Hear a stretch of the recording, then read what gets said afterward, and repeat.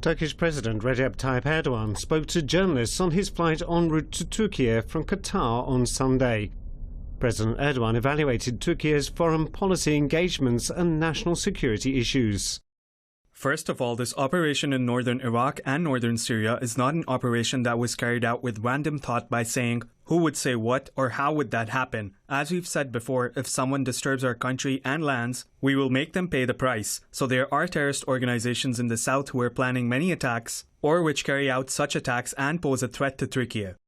Turkish warplanes carried out airstrikes on PKK terror targets in northern Syria and northern Iraq over the weekend in retaliation for a bomb attack in Istanbul that killed 6 people 1 week ago. The operation was carried out in line with the right of self-defense under Article 51 of the United Nations Charter. We may come suddenly one night. This is not limited to just an air operation. The relevant units will do their consultations and take steps accordingly. At this point, 45 terrorist targets at a depth of approximately 140 kilometers in northern Iraq and 44 targets at a depth of about 20 kilometers in Syria were hit. Terrorists are being organized, trained and equipped outside Turkey's borders. Being aware of this, Turkey has undergone a radical change in the concept of counter-terrorism. Instead of waiting for terrorists to come at the door, Turkish security forces have decided to dry up problems at the roots.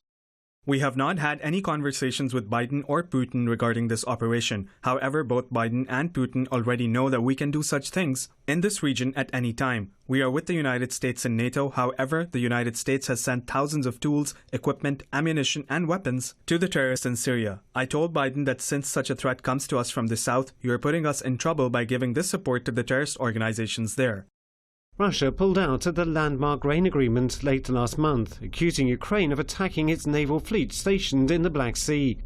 Turkey and the United Nations, however, managed to convince Moscow to reassess the decision, marking the end of a tense standoff that threatened to exacerbate the global food crisis.